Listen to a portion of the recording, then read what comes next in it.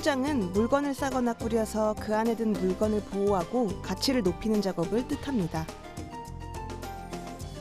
포장의 대상이 되는 물건은 식품, 의약품, 화장품, 전자제품 등 매우 다양한데요.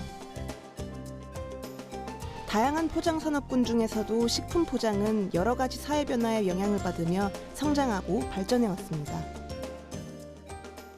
식품 포장은 문명이 발달하면 발달할수록요 더욱더 더 확산됩니다.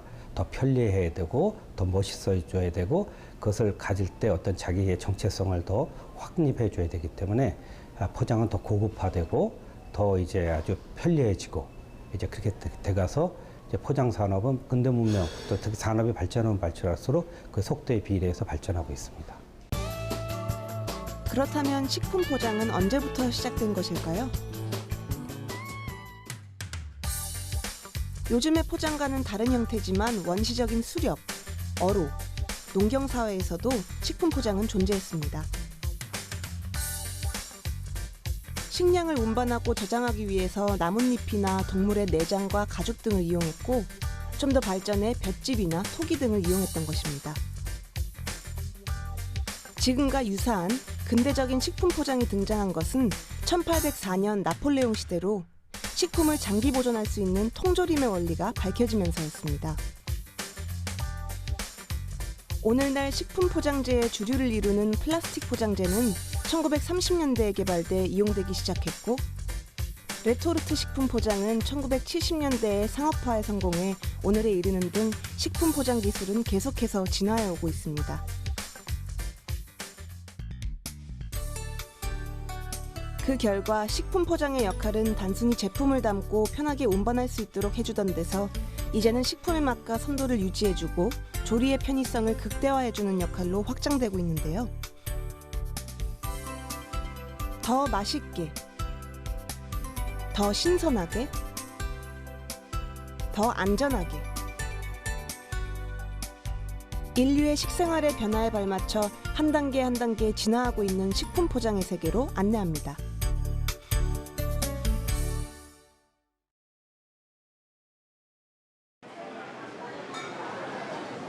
대형 할인 매장의 식품 코너입니다.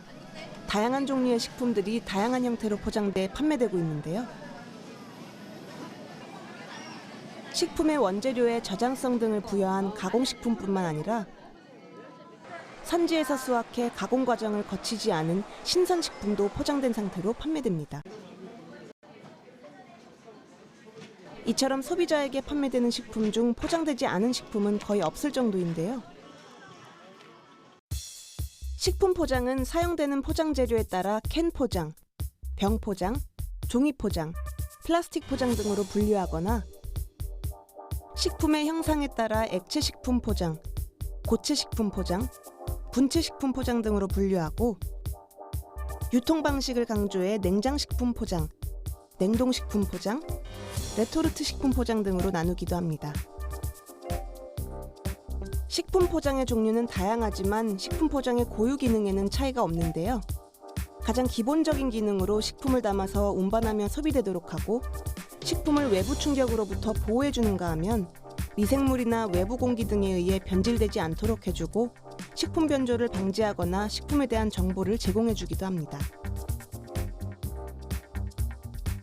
식품 포장에 사용되는 재료는 금속, 병, 종이, 플라스틱 등 매우 다양합니다. 그 중에서도 가장 광범위하게 사용되는 것이 플라스틱인데요.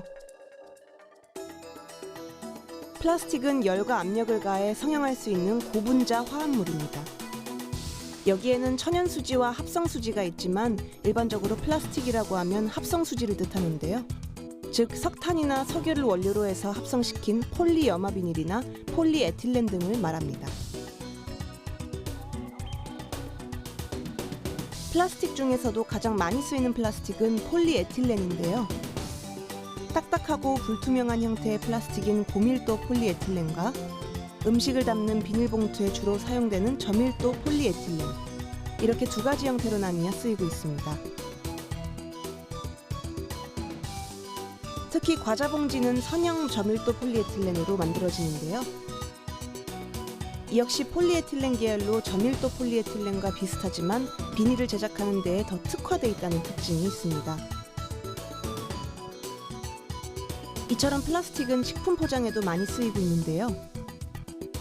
성형성이 뛰어나면서도 일반적으로 재료비가 저렴하고 다양한 식품에 적합한 포장재를 만들 수 있기 때문입니다.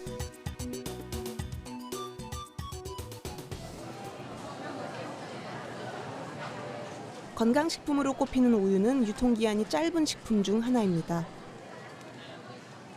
신선도가 생명이기 때문에 유통 과정 중에도 꼭 냉장 상태로 보관하며 이는 구입 이후에도 마찬가지입니다.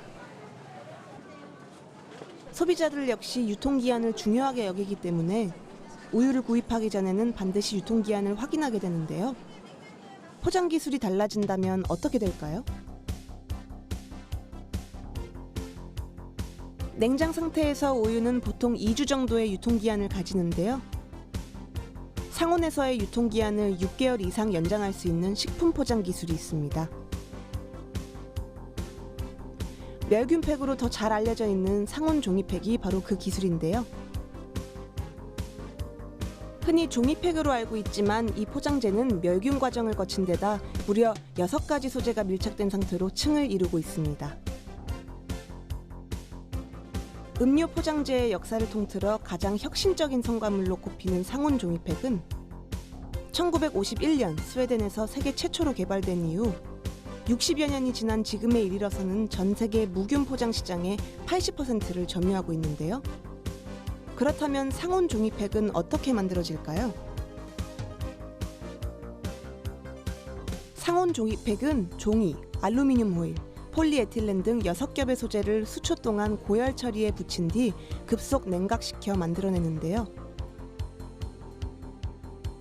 여기에 담기는 내용물 역시 초고온 방식으로 가열한 뒤 급속 냉각과 멸균 처리 과정을 거쳐 완전한 멸균 공간에서 담아내기 때문에 저장 기간을 획기적으로 늘릴 수 있는 것입니다. 저희 종이팩을 보시면 그냥 종이 한 겹처럼 보이긴 하지만 6겹으로 되어 있습니다. 그래서 그 6겹이 각각의 다른 역할들을 하고 있는데요. 예를 들자면 빛과 산소, 미생물들을 완벽하게 차단하기 때문에 제품을 상온에서 좀 안전하게 좀 오랫동안 보관하실 수 있습니다. 그동안 정형화되어 있던 상온 종이팩은 최근 기능성을 보완한 디자인을 적용해 조금씩 다른 형태로도 만들어지고 있습니다. 담기는 내용물 역시 우유나 두유, 천연과일 주스에서 최근에는 소주, 막걸리, 와인 등으로 다양해지고 있는데요. 시장이 확대되고 있는 만큼 지난 60여 년간 지켜온 위상은 앞으로도 지켜나갈 수 있겠죠?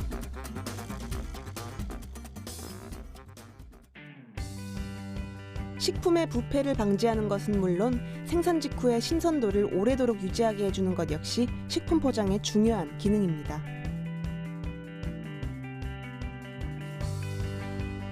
신선도 유지가 중요한 육류의 경우 주로 냉동 포장을 적용하지만 얼리지 않고 육류의 신선함을 유지해주는 포장 기술을 적용하기도 합니다.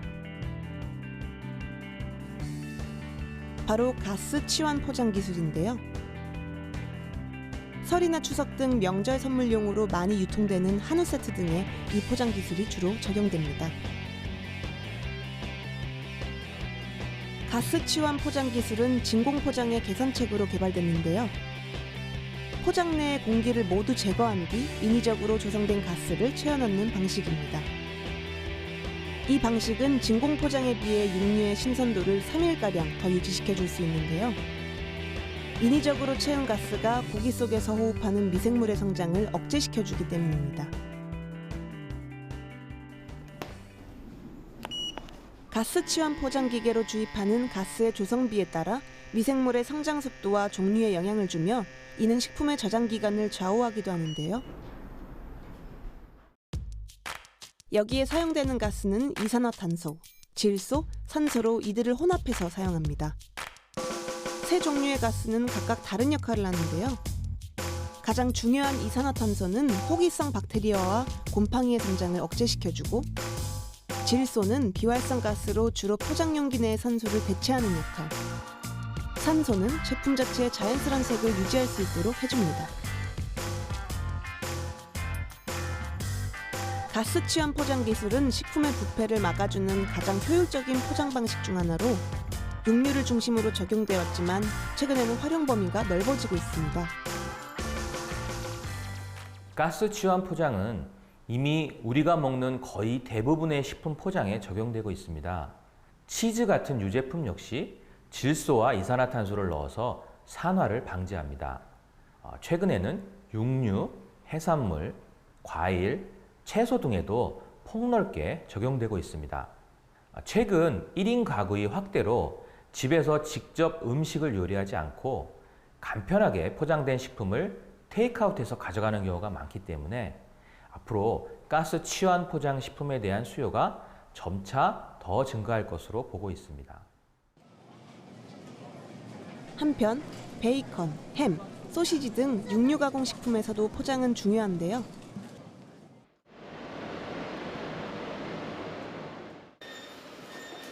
재료 선별부터 완제품 출하까지 전 공정이 이루어지고 있는 육가공 식품 공장을 찾았습니다.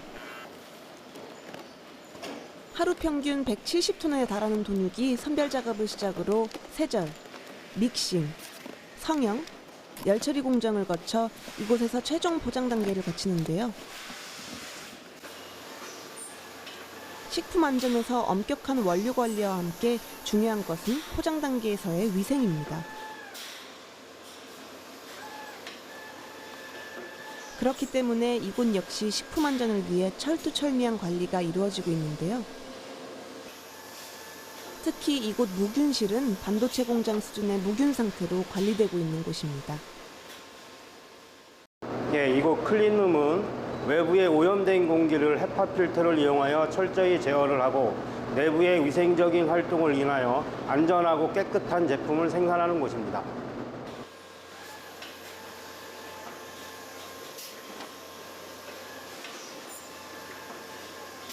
이곳 작업자들의 복장만 봐도 그 관리가 얼마나 엄격하게 이루어지고 있는지 알 수 있는데요. 포장 과정에서 균이 들어가면 식품 안전에 큰 문제가 발생하는 만큼 이곳 무균실에서는 공기 중에 떠다니는 부유균도 걸러내고 있습니다.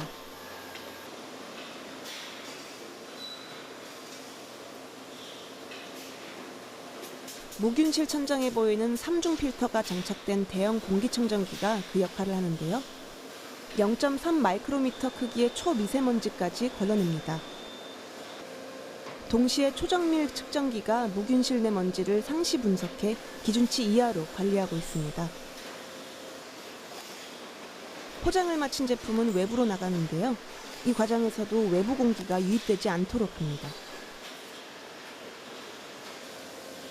무균실 천장에서 깨끗한 공기를 강력히 불어넣어 무균실 압력을 높임으로써 무균실로 들어오려던 외부 공기가 다시 밖으로 밀려나가게 만드는 것이죠.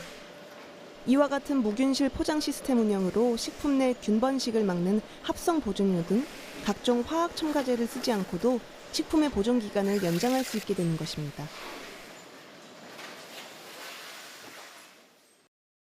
대학생들이 과자 뗏목을 타고 한강을 건넜다고 합니다.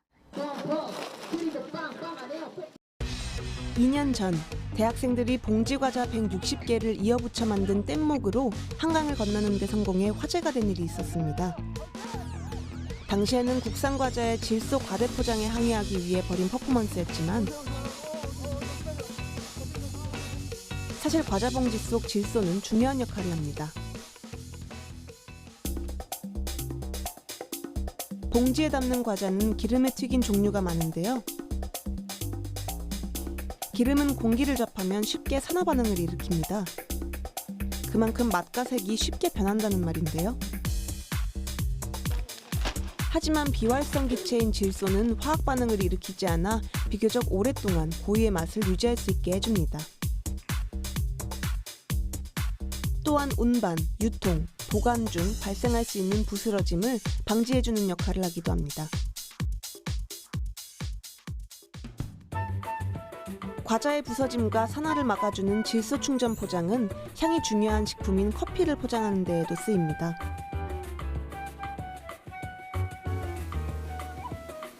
로스팅 과정을 거친 원두는 시간이 지날수록 맛과 향이 떨어지는데요. 공기 중에 노출되면 향은 이산화탄소와 함께 날아가고 산소와 습기를 만나 산화되기 때문입니다. 이 때문에 원두의 향과 맛을 그대로 오랫동안 보존하기 위해 원두를 포장할 때 역시 산소를 차단해주는 질소가 쓰이게 되는 것입니다.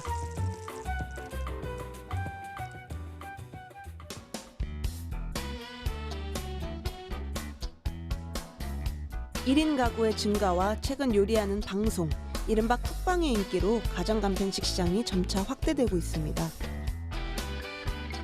가정간편식의 1세대라 볼 수 있는 라면과 컵라면, 2세대인 즉석밥과 3분 요리류의 레토르트 식품을 거쳐 최근에는 맛과 원재료의 품질을 높인 3세대 가정간편식이 등장해 식품업계와 유통업계가 가열되고 있습니다. 이는 국내의 가정간편식 시장 규모의 변화를 통해서도 알 수 있는데요. 2010년 7,700억 원에서 2015년 1조 7천억 원 규모로 꾸준한 성장세를 보이고 있습니다. 이처럼 가정간편식의 수요가 꾸준히 증가할 수 있었던 때에는 맛과 품질을 유지할 수 있는 포장 기술이 큰 역할을 담당했다 할 수 있는데요. 여기에는 어떤 포장 기술들이 있을까요? 전자레인지에 돌려 갓 지은 밥처럼 먹을 수 있는 즉석밥. 1인 가족이 늘고 캠핑 등 바깥 활동이 늘면서 소비량은 증가해 왔는데요. 최근 수년간 평균 20%에 가까운 성장을 보여 지난해 약 2,400억 원 규모에서 올해는 약 3천억 원 규모까지 성장할 것으로 예상하고 있습니다. 이와 같은 즉석밥 매출 증가에 큰 역할을 해온 것 역시 포장 기술이라 할 수 있는데요. 즉석밥에 도입된 기술은 무균 포장 기술입니다. 밥맛을 결정짓는 수분 함량을 적절히 유지시켜주면서 즉석밥 안에 일체의 미생물이 들어갈 수 없도록 취사부터 포장까지 무균 시설에서 진행하는데요. 이로써 상온에 밥을 둘 수 있는 기간을 6개월까지 늘릴 수 있게 되는 것입니다. 한편 밥공기 역할을 하는 보관 용기는 어떨까요? 뚜껑 역할을 하는 비닐은 부패와 공기 유입을 막기 위해 4겹으로 만들어졌고 3층 구조의 플라스틱 용기는 산소를 차단해줍니다. 용기 표면에는 여러 개의 각과 주름들이 보이는데요. 여기에도 기술이 숨어 있습니다. 햇반 아래에 있는 각들은 용기의 강도를 높이기 위해서 설계된 것으로 햇반이 유통 중에 손상되거나 찌그러짐 등을 방지할 수가 있습니다. 햇반 아래에 있는 주름은 햇반은 전자레인지 조리를 하기 때문에 밥맛을 최고조로 높일 수 있도록 전자파 투과율 등을 고려하여 설계된 것입니다.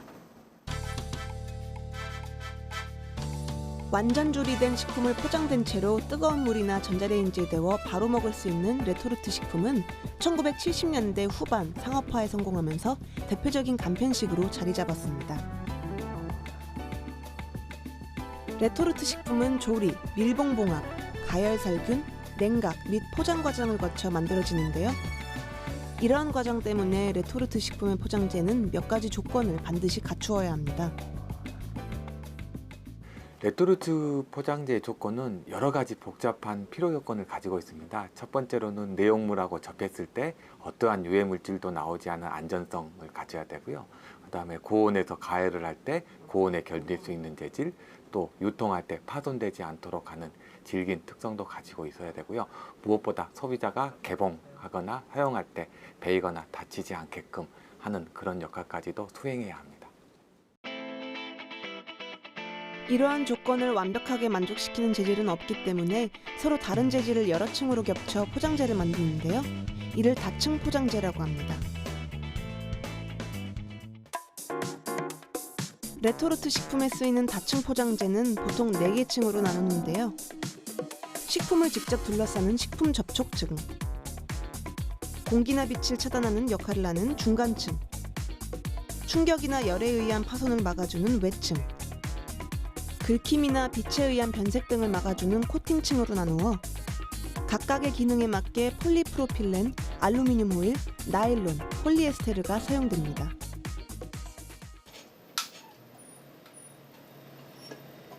이곳은 포장재와 포장기술의 개발, 설계 등 식품 포장과 관련한 다양한 분야를 연구하고 있는 한 가공식품 생산 유통업체의 패키징 센터인데요. 바로 이곳에서 레토르트 식품 포장과 관련한 새로운 기술이 개발됐습니다. 레토르트 식품을 전자레인지에 넣어 가열할 때 기존의 방식대로 포장의 일부를 개봉하지 않고 그대로 넣어 가열해도 되는 기술인데요. 과연 어떤 기술이 적용된 것일까요?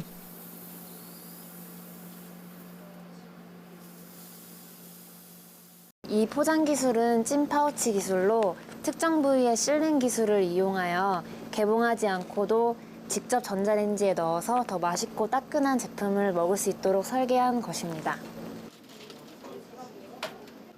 이곳에서는 20개에 달하는 각각 다른 모델의 전자레인지에 직접 제품을 데워가며 맛이나 품질 변화 등을 체크하기도 하는데요. 그런 과정에서 탄생한 또 하나의 새로운 포장 기술이 있습니다. 전자레인지로 레토르트 식품을 데울 때 골고루 열이 전달될 수 있도록 하는 기술입니다. 제품은 내용물에 따라 전자레인지 조리 시 다른 가열 패턴을 보이는데요. 저희는 이에 최적화된 파우치 모양과 사이즈를 설계하고 있습니다. 따라서 더 맛있고 더 빠르게 조리될 수 있도록 하고 있습니다.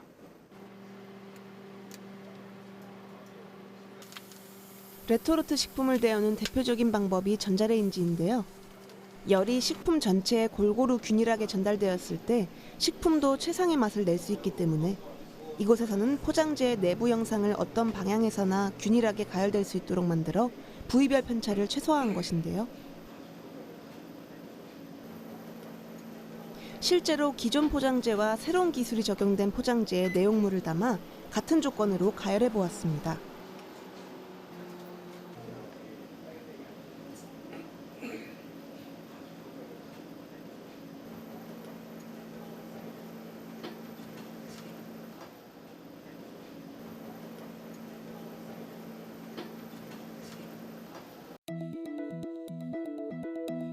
이와 같은 다양한 테스트를 통해 좋은 맛을 내기 위한 새로운 식품 포장 기술들이 개발되고 있는 것입니다.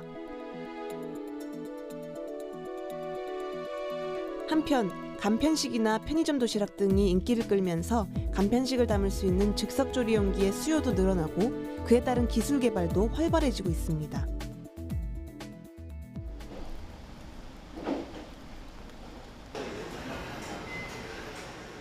이곳은 경기도 양주시에 있는 한 식품 포장재 제조업체인데요.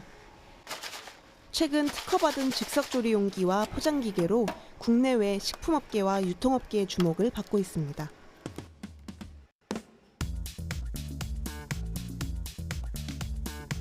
이곳에서 개발된 즉석조리 용기입니다. 한눈에는 주위에서 흔히 접하는 즉석조리 용기와 크게 다른 점이 없어 보이는데요. 조금 더 자세히 들여다볼까요? 자세히 보면 4개의 모서리 중 대각선으로 연결되는 2개의 모서리가 안쪽으로 들어가 있고 그 부위에 작은 구멍이 나 있는 게 보이는데요. 바로 이 부분에 특허받은 기술이 숨어 있습니다. 우리가 수분이 있는 음식을 전자레인지에 넣었을 때 그 수분이 열을 받아서 팽창을 하게 됩니다. 팽창하게 되면은 그 열에 의해서 전기가 나오고 전기에서 압력이 생기는데 그 압력을 이용해서 어느 한 부분을 아주 약한 부분을 만들어서 거기를 통해서 터지는 원리죠. 그래서 그 안에 있는 수분이 일부 빠져나오면서 안전하게 조리할 수 있는 이런 시스템이라고 할 수 있습니다. 터짐 방지 즉석조리 용기는 모서리의 압력 차이에 의해 스스로 살짝 터지도록 만들어진 것인데요. 기존의 즉석조리 용기가 전자레인지에 열을 받아 결국 압력을 이기지 못하고 터져버리는 것과 달리 터짐 방지 즉석조리 용기는 안으로 들어간 2개의 모서리 안쪽이 살짝 터져 팽창했던 수증기가 구멍으로 새면서 터짐을 방지해주는 것인데요. 이 기술은 압력솥의 원리를 따른 것입니다. 일반 압력솥의 구조는 솥뚜껑과 솥 사이에 고무를 끼우고 나사를 조여서 증기가 새지 않게 하는데요. 뚜껑 위쪽에는 작은 구멍이 있으며 압력추가 구멍을 막고 있습니다. 이때 솥 속의 증기압이 압력추가 누르는 힘보다 크면 구멍이 열리며 증기가 방출하게 되어 터지는 위험을 피할 수 있게 되는 것입니다. 이곳은 터짐 방지 즉석조리 용기가 생산되는 곳인데요. 용기에 담길 식품의 종류나 제품 콘셉트에 따라 3D 디자인 과정과 금형과 성형 과정을 거칩니다. 이때 모서리에 작은 구멍을 내는 타공 작업도 빼놓을 수 없는 중요한 공정 과정입니다.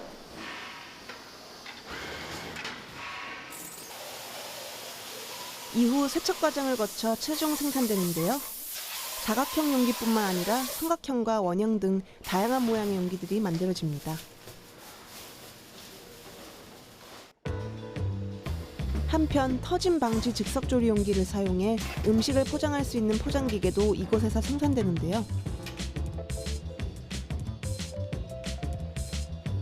새로운 기술을 더해 국내외 시장에서 주목받고 있는 터짐 방지 즉석조리 용기. 간편식 포장 산업에 또 다른 바람을 몰고 오지 않을까요?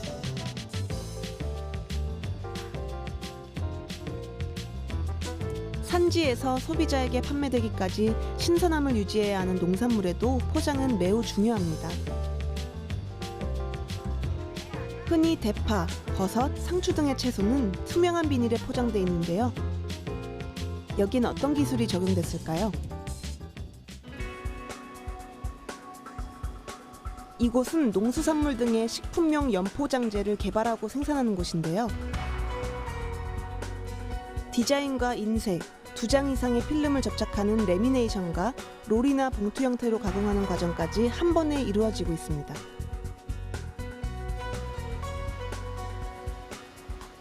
특히 이곳에선 포장 내에서 산소 농도를 최적의 상태로 만들어 농산물의 신선도를 유지시켜주는 기능성 포장재 MPF를 개발해 국내 농산물과 식품 포장에 새로운 전환기를 가져오게 됐는데요.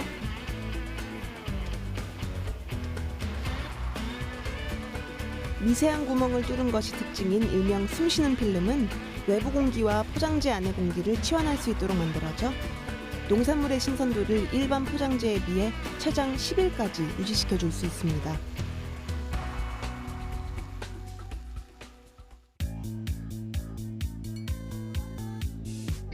포장김치도 많이 이용하는 식품 중 하나인데요. 일반적으로 파우치 포장이 주류를 이루고 있습니다. 김치는 발효식품으로 좋은 맛을 내기 위해서는 무엇보다 저장 방법이 중요하죠. 과거에는 옹기로 만든 항아리를 땅에 묻어 숙성시켜 김치 맛을 냈는데요. 이와 같은 김장독의 원리를 포장김치에 적용한 새로운 김치 포장 기술이 등장했습니다. 김치 포장에는 누름판과 가스밸브 기술이 적용이 되었는데요. 누름판 같은 경우에는 김치를 눌러줌으로써 액체 속에 담기게 하여 기존 방식 그대로 적용을 한 것이고요. 가스밸브 같은 경우에는 내부에 있는 기체를 배출할 수 있도록 하는 그런 역할을 하고 있습니다. 실제로 맛있게 익은 김치는 내부에 있는 가스 조성비가 일정 비율로 나타난다는 것을 저희는 확인할 수가 있었습니다. 따라서 저희는 주기적으로 포장재 내부 가스 조성을 분석하여 일정 비율로 나타나는지를 확인하고 있습니다. 용기 뚜껑에 있는 누름판 역시 김장독에서 착안한 방법입니다. 김치 위에 누름돌을 올리면 건더기가 국물에 푹 잠기면서 공기에 의한 김치의 산패를 막아 김치의 좋은 맛을 오래 유지할 수 있는데요. 이와 같은 전통적인 방법을 포장 용기의 누름판으로 활용한 것입니다.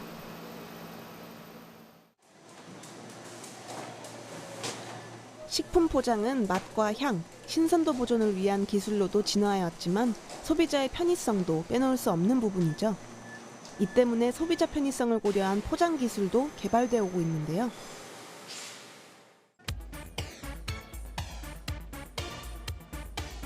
햄과 소시지 등 대표적인 육가공 식품의 경우 대부분 캔이나 사람이 먹을 수 있게 만들어진 비닐막과 같은 케이싱에 포장돼 나오는데요. 최근 소비자 편의성을 높이기 위해 새로운 포장 용기가 등장했습니다. 슬라이스 햄을 담는 용기인데요.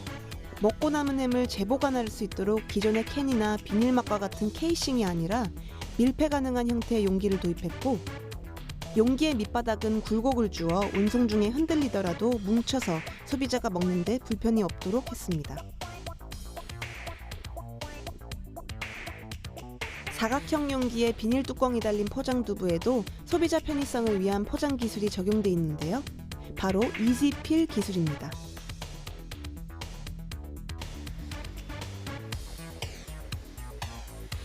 이곳은 두부의 포장 작업이 이루어지고 있는 곳입니다. 사각형 용기에 신선한 두부가 착착 담기고 그 위에 상표가 인쇄된 비닐 뚜껑이 덮이는데요. 바로 이 비닐 뚜껑에 이지필 기술이 숨어 있습니다. 이지필 기술은 유통 중에는 터지지 않고 소비자가 쉽게 열 수 있는 기술을 통칭해서 얘기합니다.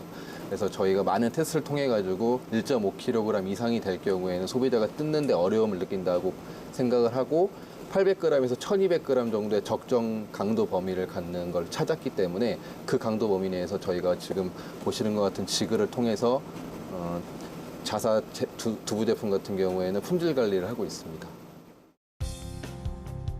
이지필 기술은 즉석밥 포장에도 적용돼 소비자 편의성을 더해주고 있는데요. 사각형의 플라스틱 작은 용기. 단순해 보이지만 바로 이 안에 소비자 편의성을 고민한 식품 포장의 기술이 숨어 있었습니다. 인류의 식생활의 역사와 함께 변화 발전해온 식품 포장 기술은 최근 들어 친환경을 키워드로 변화하고 있습니다. 1인 가구가 늘면서 소포장 식품이 증가하는 한편 선물 세트의 경우 과한 포장이 때만 되면 문제가 되어 왔는데요.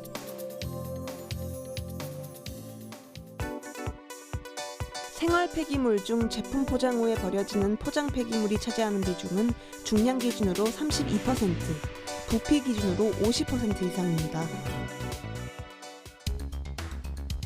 점차 늘어나는 포장 쓰레기. 이 때문에 식품 포장 분야에서도 친환경 포장에 대한 인식이 확산되고 있습니다. 세계적인 음료회사 코카콜라는 사탕수수에서 추출한 식물성 원료로 만든 친환경 포장재를 선보였습니다. 바로 플랜트 보틀인데요. 2009년 이후 350억 개를 생산해 화석연료 사용을 줄여나가고 있습니다. 한편 미국 농무부의 연구진이 먹을 수 있는 포장재를 개발해 화제가 되기도 했는데요. 우유 단백질 카제인에 팩틴을 섞어 만든 포장 필름은 잘 분해될 뿐만 아니라 사람이 먹을 수도 있습니다. 이처럼 신기술과 융합한 친환경 포장 소재 개발이 활발한데요. 국내에서의 연구 개발 활동은 어떨까요?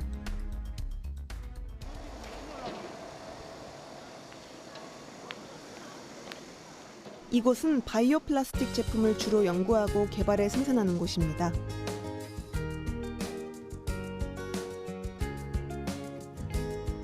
바이오 플라스틱은 일회용품과 식품 포장 분야를 넘어 물병, 식품 용기, 화장품 용기 등 사용 범주가 빠르게 확장되고 있는데요. 바이오 플라스틱은 어떤 소재를 말하는 것일까요? 바이오 플라스틱은 크게 세 가지 범주로 나눌 수 있는데 생분해 플라스틱, 그 다음에 이 최종 생분해되는 기간을 약 3년으로 연장을 시켜놓은 산화생분해 플라스틱. 꼭 썩는 개념은 아니지만 아까 그 식물체 바이오매스 등을 이용해서 이산화탄소를 줄이는 쪽, 즉 지구상의 이산화탄소 총량을 증가시키지는 않는 바이오 베이스 플라스틱, 이게 세 가지로 나눌 수가 있습니다. 이곳에서는 식물체 바이오매스, 식품 첨가제, 생분해 촉매제 등을 이용한 바이오 플라스틱 원료를 개발해 친환경 포장재를 생산하고 있는데요. 주로 비닐봉투와 비닐시트, 랩과 같은 연포장재로 여기에는 바이오 플라스틱 원료가 첨가되어 있습니다. 그렇다면 이와 같은 친환경 포장재는 환경에 어떤 영향을 미칠까요? 기본적으로 이런 식의 바이오 패키징 같은 경우에는 이산화탄소 저감 효과를 노릴 수 있고요. 그 다음에 또 하나는 썩어서 없어지기 때문에 자연 환경의 부하를 줄이는 작용을 하게 됩니다. 그리고 이런 원료들을 나중에 사용 폐기를 하게 되면 재사용, 재활용이 가능하게 되고요. 최종적으로 이도저도 못하는 경우에는 썩어서 없어지는 역할들을 하게 됩니다. 사람의 몸에 안전하면서 지구 환경을 지키는 데에도 도움을 줄 수 있는 바이오 소재의 친환경 식품 포장재의 개발은 앞으로 더욱 활발해질 것 같습니다.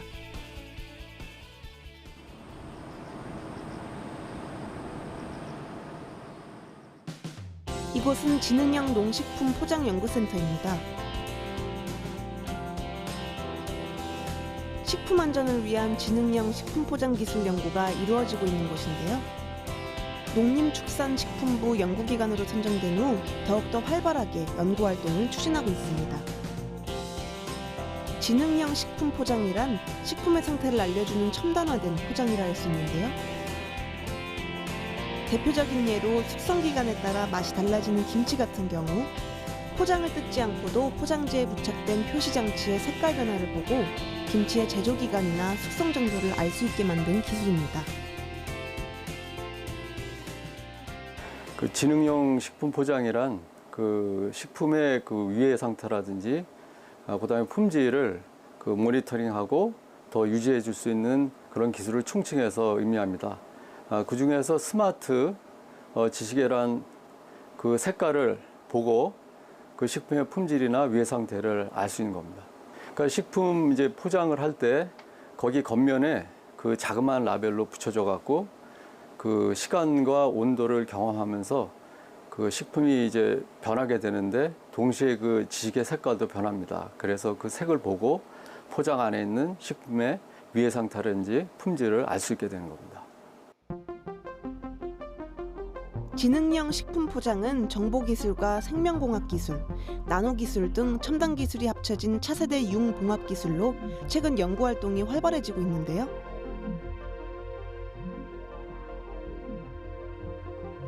특히 이곳 지능형 농식품 포장연구센터에서 활발하게 연구개발되고 있는 지능형 식품 포장 기술은 지시계입니다.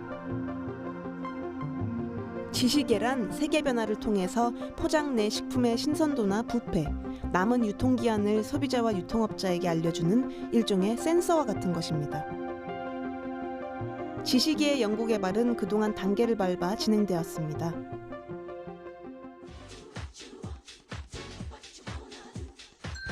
1세대 지시계는 식품이 특정한 상태에 이르는 순간 색깔의 변화로 상태를 알려주는 기술로 맥주병에 붙은 온도 센서를 한 예로 들 수 있습니다. 2세대 지시계는 효소를 사용한 지시계, 미생물을 사용한 지시계, 화학물질을 사용한 지시계 등 3가지 유형으로 나눌 수 있는데요. 시간에 따른 식품 반응의 결과가 서로 다른 몇 가지 색으로 나타나며 그 변화로 식품의 신선도나 숙성 정도를 알게 되는 것입니다.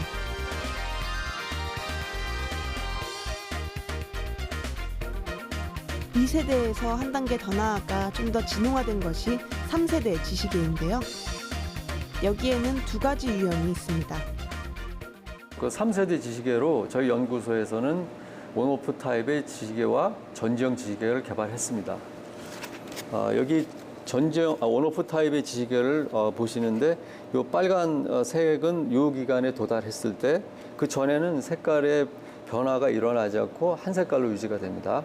이것은 이 지시계 정보를 이제 전기로 이제 출력을 할 수 있도록 만들어서 그 정보가 이 RFID를 통해서 그 IT 기반 유통 시스템에 활용이 됩니다. 그래서 최적의 유통을 할 수 있게 됩니다. 이처럼 RFID 기술을 접목함으로써 식품의 유통 시스템을 변화시킬 수도 있다는 것인데요. 첨단 기술과 식품 포장 산업의 만남, 어떤 미래를 그려볼 수 있을까요? 이제 주변에 있는 발전하는 첨단 과학 기술들, 나노 기술이라든가 아니면 BT 기술, 바이오테크놀로지 기술, 또 그다음에 IT 기술들 이런 기술들이 접합되면서 이제 스마트 물류 시대와 같이 더불어서 이제 3원 인터넷과 같이 연결돼서 왜냐하면 물류라는 것이 제품이 도는 게 아니라 포장이 도는 거거든요. 그래서 포장이 그 모든 역할들을 다 감당해 줘야 될 것으로 예측됩니다. 또 한편으로는 이제 사물 인터넷과 연결해서 이제는 전자레인지 같은 거 쓰실 때 전자레인지에 몇 분 몇 초 넣을 필요 없습니다. 포장재에 있는 입력된 기술이 전자레인지랑 자동으로 이제 커뮤니케이션해서 지가 알아서 다 이제 그것을 합니다.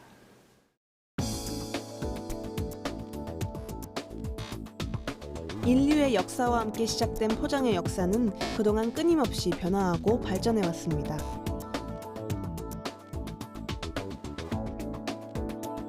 그중 식품 포장 기술은 단순한 보관의 기능에서 다양한 가공식품의 등장으로 식품의 맛과 보존성을 더 좋게 하거나 조리가 더 편리한 방향으로 변화해 왔는데요.